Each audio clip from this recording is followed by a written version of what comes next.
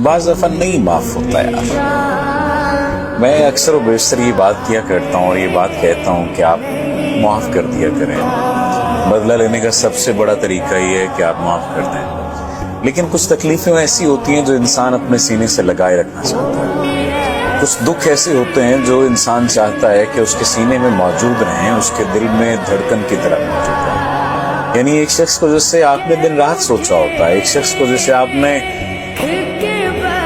मिलने के लिए जाने क्या क्या किया होता है, जैसे आपने पाने के लिए जाने क्या क्या खोया होता है। वो शख्स जब सामने होता है तो वो फिर आपका नहीं होता, या सामने हो तो आपका होता है और आंख से ओझल हो जाए तो फिर आपका नहीं होता। एक ऐसा अजीब दुख होता है कि वो अपने हुस्न को आप पर निछावर करता फिरे लेकिन मोहब्बतें कहीं और निछावर करें। एक ऐसा अजीब दुख है कि वो आपके लिए जानो माल लगाता फिरे लेकिन दिल ना लगाए।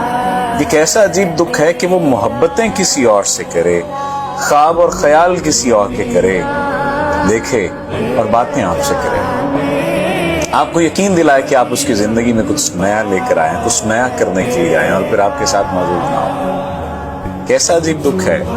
कुछ दुख मुझे लगता है कि इंसान के अंदर मौजूद होते हैं और वो अपनी ही सजा अपने आप को दे रहा होता है। वो ये समझता है कि वो दूसरे को माफ नहीं करेगा। दूसरे को माफ करना उसके बस में नहीं होता, उसके इख्तियार में नहीं होता। बाज़ दफा जरूरी नहीं होता माफ करना, लेकिन ये जरूरी होता है कि आप संभल जाएं। संभलना सबसे ज्यादा जरूरी है और संभलना सबसे ज्यादा मुश्किल काम है। याद रखिए, इस दौरे नागवार में जीना कमाल है, मरना कोई बड़ी बात नहीं। हम मर ही तो रहे हैं। हम सांस लेते हुए जो जिंदगी गुजार रहे हैं, सांसों का लेना या सांसों का नाम जिंदगी नहीं है, जिंदगी गुजारने का नाम जिंदगी है। कोशिश कीजिए, अपनी जिंदगी की जिम्मेदारी खुद लीजिए और माफ अगर नहीं कर पा रहे तो कोई बात नहीं, ना करें माफ। लेकिन एक बात ज़हन में रखें कि आप ही आप अपने साथी हैं, कोई दूसरा नहीं है।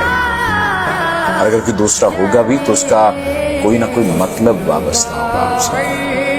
यकीन मान लीजिए, हो सकता है इस बात से आप इख्तिलाफ करें, लेकिन ऐसा नहीं। जितनी जल्दी इस हकीकत को तस्लीम कर लेंगे उतनी जल्दी आपकी जिंदगी में आसानी आ जाएगी।